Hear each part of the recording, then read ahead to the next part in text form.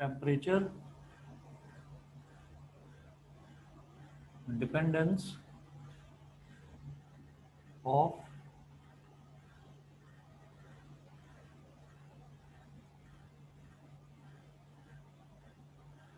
temperature dependence of resistivity, temperature dependence of resistivity।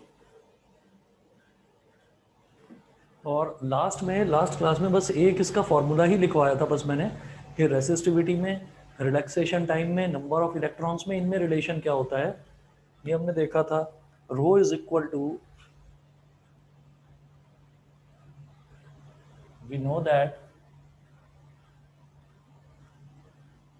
Row is equal to M upon N E square tau. ये relation हमने last time देखा था। और इसके बाद फिर मैं देखूंगा मेटल्स के लिए। तो सबसे पहले आप लिखेंगे मेटल्स, फर्स्ट पॉइंट करके नोट करेंगे metals.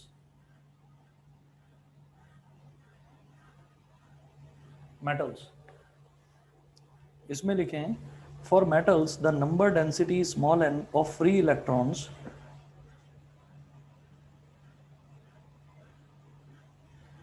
For metals the number density small n, number density small n of free electrons, the number density small n of free electrons is almost independent of temperature, is almost independent of temperature।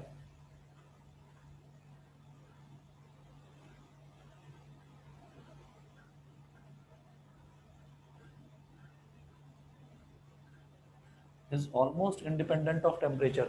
अब ये independent of temperature है। मैं बात कर रहा हूँ यहाँ पर किससे, हम ये बात कर रहे हैं कि number density of free electrons. याद रखिएगा, जब भी कभी मैं नंबर डेंसिटी की बात करूंगा तो number of electrons per unit volume होगा। ठीक है, जैसे हम वैसे भी बोलते हैं कि डेंसिटी क्या होता है। डेंसिटी, अगर मैं वैसे भी किसी सब्सटेंस की डेंसिटी की बात करता हूँ ना, तो मास अपॉन वॉल्यूम को हम डेंसिटी बोलते हैं। तो नंबर डेंसिटी क्या हो जाएगा, number of electrons per unit volume, उसको बोल देंगे हम नंबर डेंसिटी। ठीक, तो अगर number of electrons per unit volume बोलो बार बार, या फिर नंबर डेंसिटी बोल दो, एक ही बात है। तो for metals the number density N of free electrons is almost independent of temperature. Second point लिखेंगे, as temperature increases, as temperature as temperature increases, comma, the thermal speed of free electrons increases। As temperature increases, the thermal speed of free electrons increases। पहले note कर लो, फिर एक एक point समझाता हूं मैं।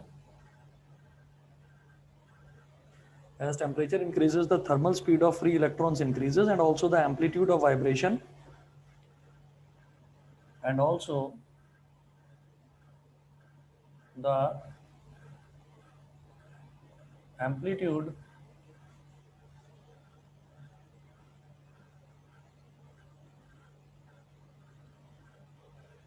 as temperature increases, the thermal speed of free electrons increases, and also the amplitude of vibration of the metal ions increases, of the metal ions increases,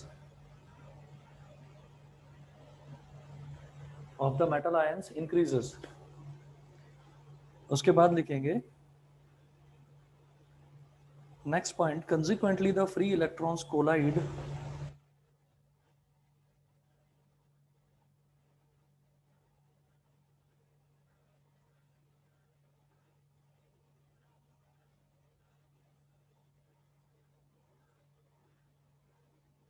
consequently the free electrons collide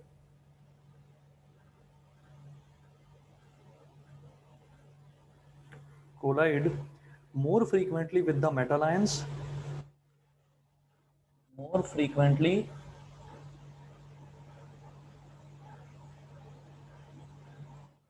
frequently with the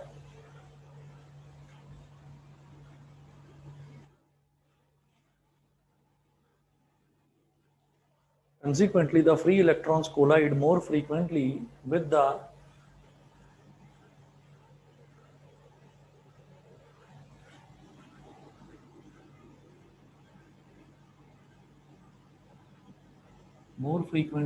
metal ions, and hence mean collision time tau decreases, and hence mean collision time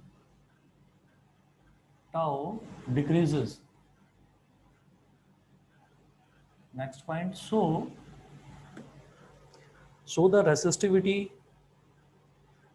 of a metal, so the resistivity of a metal, so the resistivity of a metal, और bracket में लिखना rho is inversely proportional to tau, मतलब rho is directly proportional to 1 upon tau. Resistivity of a metal increases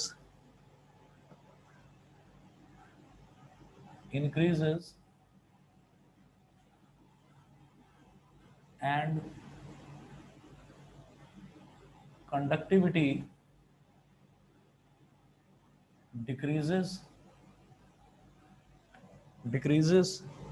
with the increase in temperature. With the increase in temperature. With the increase in temperature. Full stop. ठीक है, यहां तक सबने note कर लिया है? Yes sir. ठीक है, अब जरा देखिएगा इसमें ऐसा है कि जब हम बात करते हैं रेसिस्टिविटी की, तो रेसिस्टिविटी का ये फॉर्मूला होता है rho is equal to M upon N E square tau. यहाँ इस फॉर्मूले में कहीं पर भी मुझे टेम्परेचर नजर नहीं आता है. ये टाउ जो है ये रिलैक्सेशन टाइम होता है. तो फिर वही देखिए, for metals the number density यानी कि number of electrons per unit volume is almost independent of temperature. तो ये जो n है ये तो टेम्परेचर से इंडिपेंडेंट है, मतलब टेम्परेचर को आप बढ़ाओ या कम करो, number of electrons per unit volume यानी कि नंबर डेंसिटी, उस पर कोई फर्क नहीं पड़ेगा, वो फिक्स रहेगा. ठीक है, पहली चीज तो ये.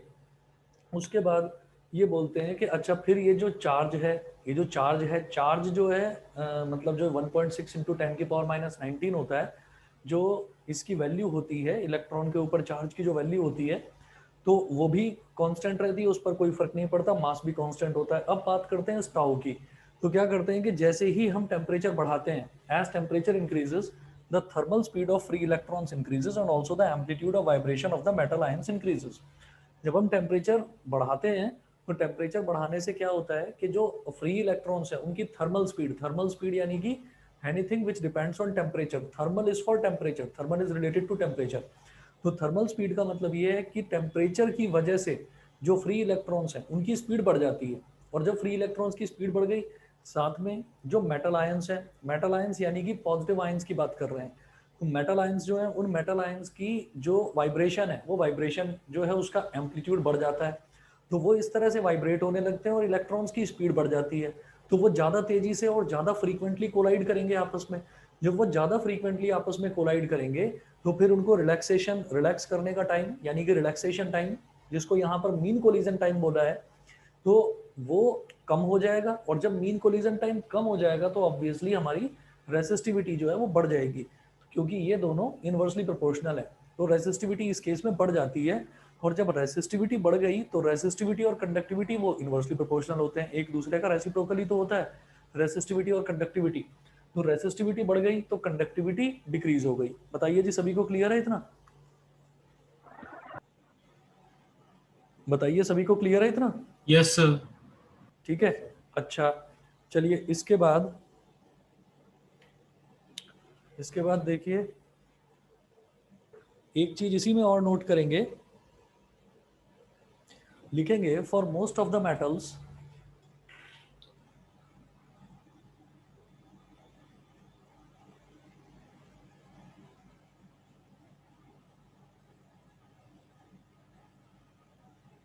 for most of the metals resistivity rho at any temperature T, resistivity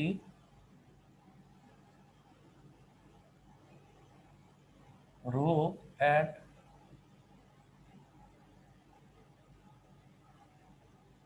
resistivity rho at any temperature, resistivity rho at any temperature T, capital T, given by is given by rho is equal to rho naught, rho is equal to rho naught, और bracket में लिखेंगे 1 plus alpha into T minus T not, 1 plus alpha और bracket में T minus T not, bracket बंद, 1 plus alpha into T minus T not, where rho naught is the resistivity at a lower reference temperature, where rho naught is the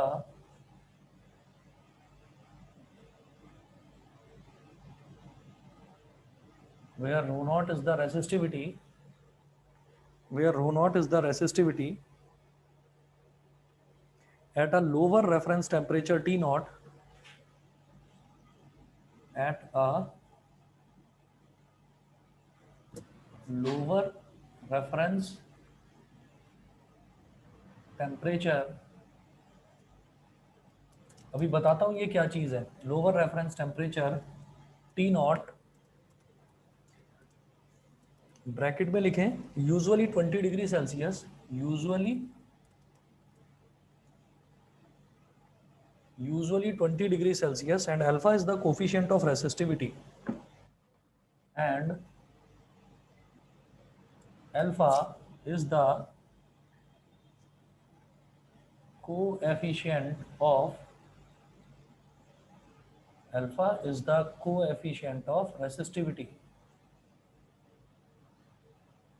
and alpha is the coefficient of resistivity.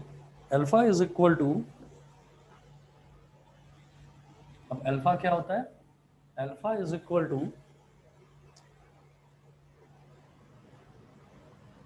अब यहां से मैं इसको कर सकता हूं सीधा सीधा ना, इसको यहां से सिंप्लीफाई कर सकता हूं कि मैंने जैसे ये रो है तो rho is equal to rho naught plus rho naught alpha into T minus T naught, मैं अल्फा की वैल्यू निकालना चाहता हूं तो ये हो गया रो माइनस रो नॉट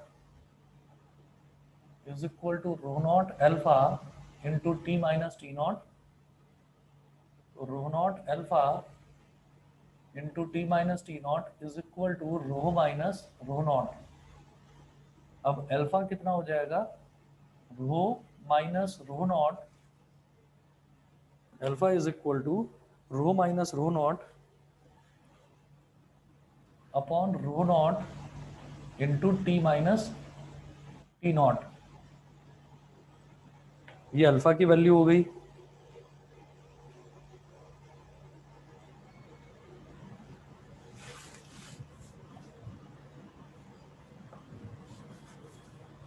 इसको क्या बोलेंगे, और alpha is equal to 1 upon rho naught, rho minus rho naught upon t minus T naught. अब जरा ध्यान से सुनिएगा, यहाँ तक पहले कर लीजिए, फिर उसके बाद आपको बताता हूँ क्या चीज़ है ये। देखिए इसमें ना ऐसा होता है कि जब हम मेटल्स की बात करते हैं तो मेटल्स में हमने ये देखा कि टेम्परेचर डिपेंडेंस मेटल्स में ये है कि अगर मान लीजिए टेम्परेचर बढ़ाते हैं तो रेसिस्टिविटी जो है वो आपकी बढ़ जाती है और कंडक्टिविटी डिक्रीज हो जाती है, ठीक है। वो हमने ऐसे देखा कि मीन कोलिजन टाइम उसमें डिक्रीज हो जाता है, तो मीन कोलिजन टाइम जब डिक्रीज होगा तो फिर आपकी रेसिस्टिविटी बढ़ ही जाएगी। तो हमने ये कहा कि for most of the metals, सभी के लिए नहीं, ज़्यादातर जितने भी मेटल्स हैं, मोस्ट ऑफ द मेटल्स, एक रिलेशन और होता है रेसिस्टिविटी निकालने का, rho is equal to rho naught into 1 plus alpha into T minus T naught, ये एक रिलेशन होता है। अब आप ये देखिएगा यहाँ पर ये रो नॉट क्या है, यहाँ पर ये टी नॉट क्या है। तो हम ये कहेंगे कि जो हम ना नॉर्मली बात करा करते हैं, हम किसी भी एक्सपेरिमेंट की बात करते हैं, तो आपने कई बार देखा होगा, केमिस्ट्री में भी ये देखा होगा कि जब हम किसी भी एक्सपेरिमेंट की बात करते हैं तो वहां पर ये लिखा रहता है कि under under normal conditions. Under normal conditions का मतलब ये होता है कि taking temperature as the standard room temperature. Standard room temperature को हम 20 डिग्री सेल्सियस लेकर चलते हैं। तो अगर मैं ये कहता हूँ ना किसी भी केस में कि जैसे मैं यहाँ पर बात कर रहा हूँ टेम्परेचर रेसिस्टिविटी की, कि टेम्परेचर बढ़ाना, तो टेम्परेचर कहाँ से बढ़ाना, टेम्परेचर 20 डिग्री सेल्सियस को तो स्टैंडर्ड रूम टेम्परेचर माना जाता है। 20 डिग्री सेल्सियस से ज़्यादा करते हैं अगर हम टेम्परेचर, तो हम ये कहते हैं कि हमने जो टेम्परेचर है वो बढ़ा दिया। 20 डिग्री सेल्सियस से अगर कम करते हैं हम टेम्परेचर, किसी भी एक्सपेरिमेंट का टेम्परेचर 20 डिग्री सेल्सियस से बढ़ाने का मतलब है इंक्रीजिंग द टेम्परेचर, और 20 डिग्री सेल्सियस से कम करने का मतलब है डिक्रीजिंग द टेम्परेचर। तो ये जो 20 डिग्री सेल्सियस वाला टेम्परेचर है इसको टी नॉट मान लिया जाता है, टी नॉट, ठीक है। और उस टेम्परेचर पर जो रेसिस्टिविटी होगी उसको रो नॉट मान लिया, यानी कि एक तरह से ये मेरा इनिशियल टेम्परेचर और ये मेरा इनिशियल रेसिस्टिविटी। समझ गए? ये सभी को क्लियर है कि नहीं, बताइए बताइए, इतना सबको क्लियर है? Yes sir. ठीक है, चलिए उसके बाद मैं ये कहता हूँ वही चीज, where rho naught is the resistivity at a lower reference temperature. Reference temperature मतलब जिस टेम्परेचर से मैं कंपैरिजन कर रहा हूँ, कंपैरिजन हमेशा स्टैंडर्ड रूम टेम्परेचर से करा जाता है जो 20 डिग्री सेल्सियस होता है। तो T not usually 20 degree Celsius, and alpha is the coefficient of resistivity. Coefficient of resistivity क्या है, कि रेसिस्टिविटी कितनी बढ़ रही है कितनी कम हो रही है, तो ये उसका कोफिशिएंट हो गया। उसको एक्सप्लेन करने की कोशिश करिए हमने, इसको एक्सपैंड करेंगे तो यहाँ से rho is equal to rho naught plus rho naught alpha T minus T naught हो जाएगा। तो अल्फा की वैल्यू आ गई rho minus rho naught upon rho naught into T minus T naught. हम जब भी कहते हैं कि हमने एक रेफरेंस पॉइंट लिया है रेसिस्टिविटी का भी और टेम्परेचर का भी, तो आप ये देखिए ये मेरी इनिशियल रेसिस्टिविटी हो गई, ये फाइनल रेसिस्टिविटी, ये इनिशियल टेम्परेचर, ये फाइनल टेम्परेचर। तो चेंज इन रेसिस्टिविटी को क्या बोल देंगे, चेंज इन रेसिस्टिविटी को मैं ये कहूंगा ये हो गया डी रो, और चेंज इन टेम्परेचर को क्या बोल देंगे, डी टी। तो इसका मतलब क्या है कि अगर मुझे रेसिस्टिविटी दे रखी है और रेसिस्टिविटी को मैं टेम्परेचर के रेस्पेक्ट में डिफरेंशिएट कर दूं, तो मेरे पास ये वाला पूरा एक्सप्रेशन आ जाएगा, और उसको 1/रो नॉट से मल्टीप्लाई कर दें तो ये हमारे पास कोफिशिएंट ऑफ रेसिस्टिविटी आ जाएगी। समझ गया बेटा, सभी को क्लियर है ना? ये जो चेंज होता है, चेंज इन रेसिस्टिविटी, चेंज को ही तो बोलते हैं डेल्टा, और डेल्टा को डी बोल दिया जाता है। चेंज इन टेम्परेचर इसको डेल्टा बोलते हैं, डेल्टा टी, तो उसको डी टी बोल देते हैं। तो D rho by D T, और D rho by D T क्या है, डिफरेंशियल है, ठीक। तो अल्फा इज इक्वल टू ये हो गया। अब इसके बाद इसकी डेफिनेशन आप लिख लें, इसकी डेफिनेशन है the temperature coefficient of resistivity may be defined as,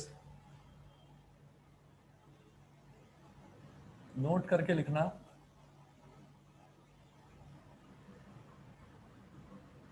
the temperature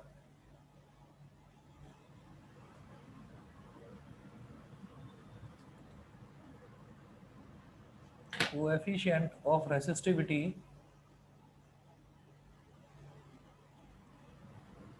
the temperature coefficient of resistivity alpha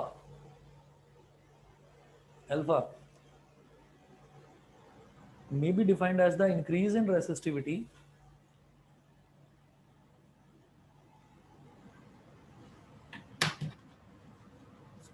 बेटा आवाज आ रही है मेरी? Yes sir. वीडियो में कोई प्रॉब्लम तो नहीं, वीडियो भी ठीक है ना? हाँ जी सर। चलिए, the temperature coefficient of resistivity alpha may be defined as the increase in resistivity, increase in resistivity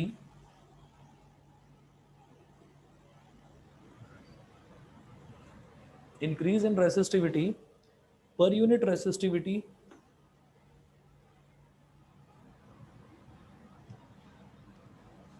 increase in resistivity per unit resistivity,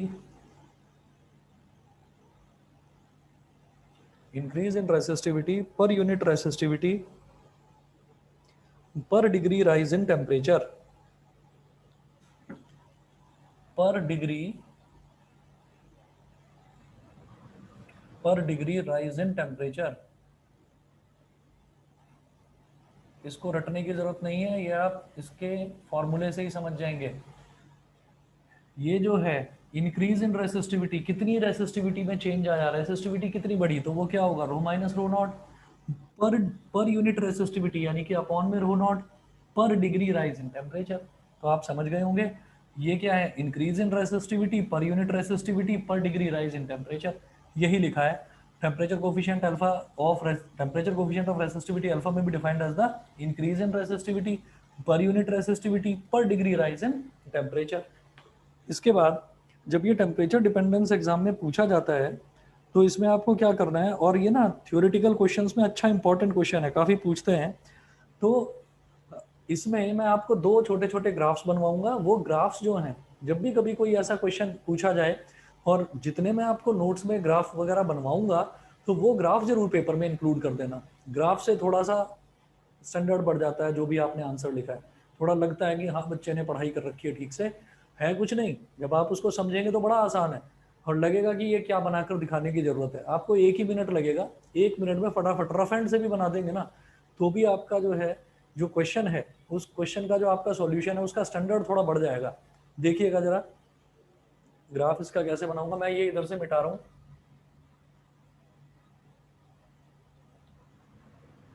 हम जब मेटल्स की बात कर रहे हैं यहाँ पर, तो मेटल्स के साथ साथ मैं अलॉयज की भी बात करूंगा। उसका रीजन क्या है, कि दो अलग अलग तरीके के मेटल्स का जो मिक्सचर होता है ना, उसी को अलॉय बोलते हैं। दो मेटल्स को जब मैं मिक्स कर देता हूँ तो अलॉय बन जाते हैं। अब अलॉय का मैं एग्जांपल यहाँ पर मेटल्स के साथ में क्यों दे रहा हूँ, क्योंकि alloys offer very high resistivity. हमने मोस्ट ऑफ द मेटल्स की बात करी, तो मेटल्स जो हैं उनका जब टेम्परेचर बढ़ाते हैं तो रेसिस्टिविटी बढ़ जाती है। अलॉयज जिनकी पहले से ही रेसिस्टिविटी ज़्यादा है, उनका टेम्परेचर बढ़ाएंगे तो वो और बढ़ जाएगी। तो देखिएगा मैं दो आपको छोटे छोटे ग्राफ्स बनवाता हूँ यहाँ पर।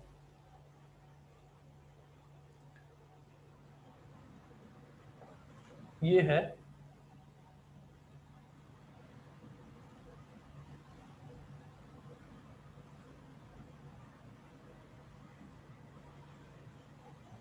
एक्स एक्सेस वाई एक्सेस बना लेंगे, और एक्स एक्सेस पर आप ले लीजिए टेम्परेचर केल्विन में, ऐसे इधर भी एक्स एक्सेस पर ले लो टेम्परेचर केल्विन में। वाई एक्सेस पर आप ले रहे हैं रेसिस्टिविटी,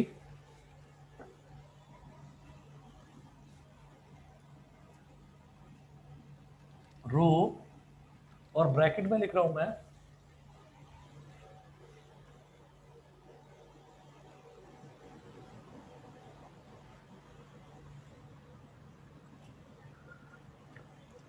और इधर ब्रैकेट में लिख रहा हूं 10⁻⁻8 ओम मीटर, 10⁻⁻8 ओम मीटर।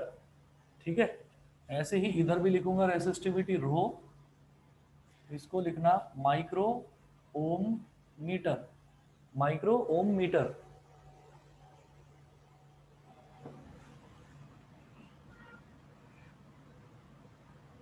दोबारा लिख रहा हूं माइक्रो ओम मीटर, नहीं ohm centimetre, micro ohm centimetre. देखिए ये जो फिगर ए है, दिस इज फॉर कॉपर, और इधर जो दूसरा ग्राफ में बना रहा हूं, this is for nichrome alloy, nichrome alloy. ठीक है, अब इसका ग्राफ क्या बनेगा,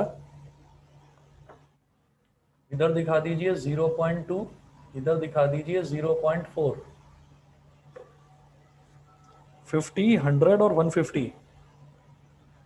टेम्परेचर 50, 100 और 150, ये ऐसे ग्राफ बढ़ेगा। ठीक है, उसके बाद में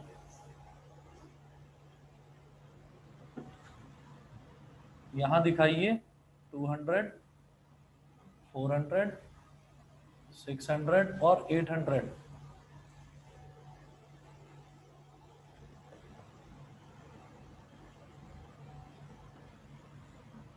इधर 1, इधर 1.10 और इधर 1.20।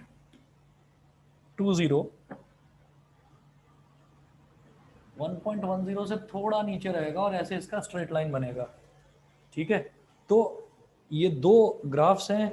इन दोनों ग्राफ्स में हम ये कहेंगे कि जो ये कॉपर है, कॉपर क्या है, कॉपर नॉर्मल मेटल है ना। आप ये देखिएगा कि 50 टेम्परेचर, 50 केल्विन अगर इसका टेम्परेचर है, तो 50 केल्विन टेम्परेचर से नीचे नीचे पर तो ये नॉर्मली बिहेव कर रहा है, मतलब कोई बहुत ज्यादा रेसिस्टिविटी ऑफर नहीं कर रहा है। उसके बाद जब टेम्परेचर बढ़ना शुरू हुआ तो एक्सपोनेंशियली इसकी रेसिस्टिविटी राइज कर गई। यहां पर टेम्परेचर बहुत ज्यादा बढ़ाना पड़ेगा, तब रेसिस्टिविटी उसकी राइज करेगी, क्योंकि वो ऑलरेडी बहुत ज्यादा रेसिस्टिविटी ऑफर करते हैं। आप ये देखिए, इसका ऑर्डर 10⁻⁸ ओम मीटर वाला होता है। मेटल्स के लिए जो रेसिस्टिविटी का ऑर्डर है वो यही होता है, 10⁻⁸ वाला। और जो अलॉयज हैं, अलॉयज के लिए होता है माइक्रो ओम सेंटीमीटर के ऑर्डर वाला। ठीक है, माइक्रो का मतलब 10⁻⁶, और ओम मीटर ना होकर यहां पर सेंटीमीटर है। ठीक है, अब आप ये देखिएगा कि अब अगर मान लीजिए इसकी बात करें तो इसमें हम ये कहेंगे कि यूनिफॉर्मली राइज होता है, तो इसमें तो होगा एक्सपोनेंशियल राइज जब हम टेम्परेचर बढ़ा देंगे। वैसे तो रेसिस्टिविटी बहुत कम होती है मेटल्स की, क्योंकि मेटल्स ज्यादातर क्या करते हैं, वो करंट को अलाउ कर देते हैं, पास होने देते हैं अपने में से। लेकिन जब हम टेम्परेचर बढ़ाने लगते हैं उसका, तो धीरे धीरे टेम्परेचर बढ़ाने पर रेसिस्टिविटी बहुत ज्यादा बढ़ जाती है उनकी, मेटल्स की। तो कैसे, एक्सपोनेंशियल राइज। और यहाँ पर क्या है, यहाँ पर यूनिफॉर्मली बढ़ती है, क्योंकि ऑलरेडी उनकी जो रेसिस्टिविटी है बहुत ज्यादा हाई होती है। आप देखो वहां तो 50 से थोड़ा सा टेम्परेचर बढ़ाना पड़ा, मैक्सिमम 150 तक है temperature.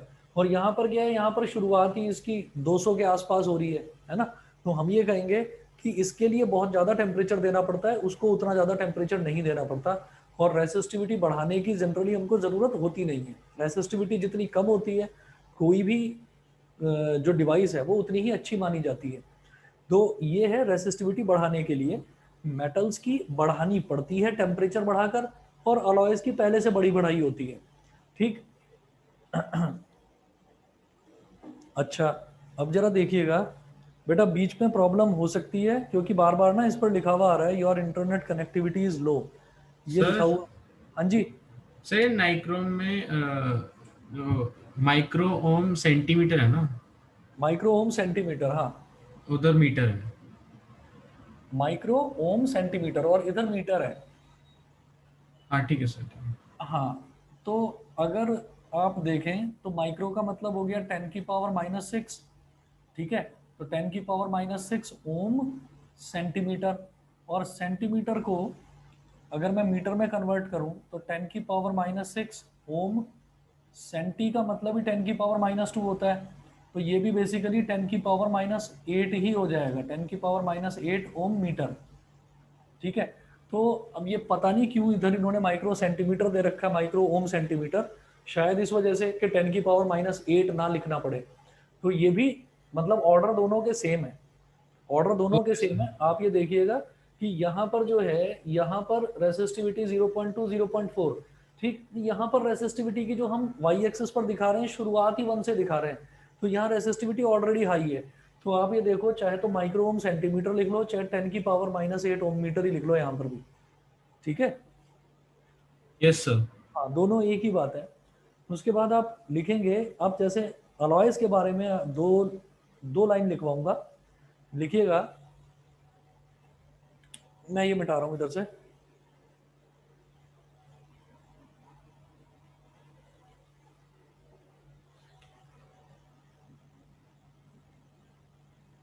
Alloys have high resistivity.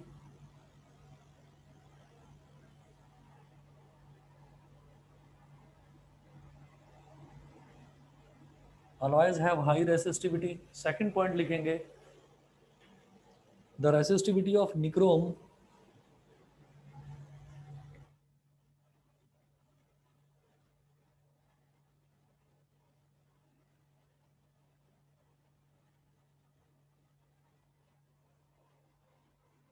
The resistivity of nichrome has weak temperature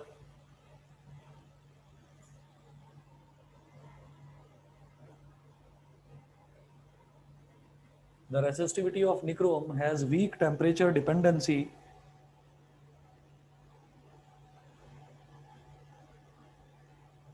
while that of manganene is almost independent of temperature. While that of manganin जो है ये भी एक अलॉय होता है manganin while that of manganene is almost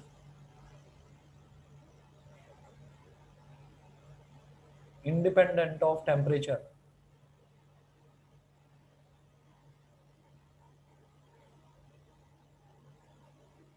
Is almost independent of temperature. और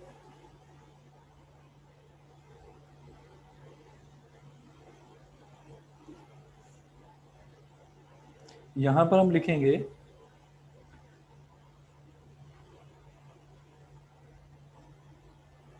कि for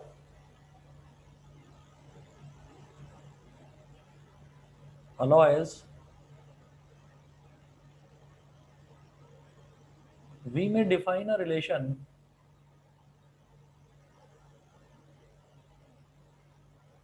for alloys we may define a relation एक रिलेशन देखेंगे RT is equal to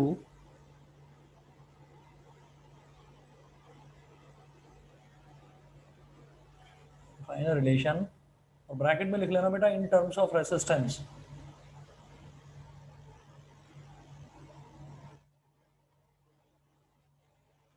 in terms of resistance आगे लिख रहा हूं इसको मैं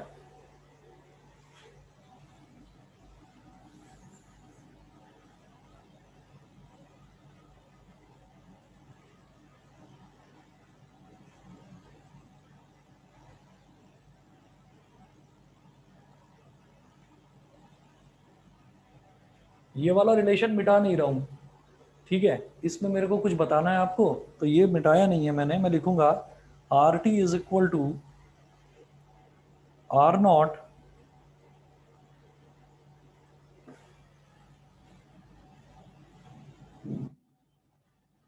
are T is equal to R naught bracket में 1 प्लस एल्फा टी माइनस 0 और यहां लिख लेना since R is equal to rho L upon A, it implies that R is directly proportional to rho.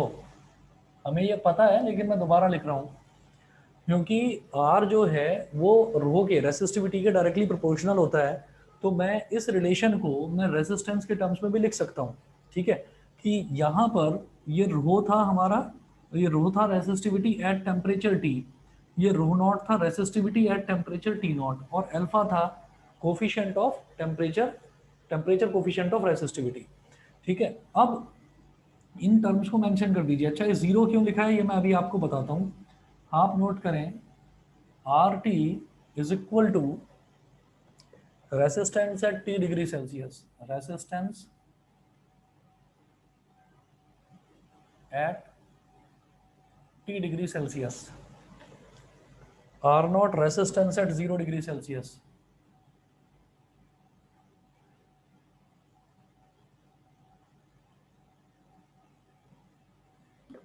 और स्मॉल टी हो गया rise in temperature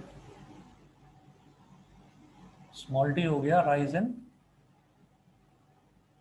temperature basically rise in temperature तो T-0 हुआ ये हमने कब लिया यहाँ पर मैंने लिया था कि नॉर्मल रूम टेम्परेचर की बात कर रहा था लेकिन अगर नॉर्मल रूम टेम्परेचर ना लेकर हम अपना इनिशियल टेम्परेचर 0 डिग्री सेल्सियस लेते हैं तो T-T0 ना करके T-0 कर देंगे तो क्या हो जाएगा R T is equal to R naught into 1 plus alpha T ठीक है ये हो गया बताइए जी क्लियर है क्लियर है इतना बताइए आवाज आ रही है सबको? Yes sir. ठीक है, तो इतना नोट कर लीजिए बेटा, फिर अगली क्लास में करवाता हूँ। ठीक है, सेमीकंडक्टर और इंसुलेटर का और रह गया है, अगली क्लास में करवाता हूँ। इतना कर लीजिए बस।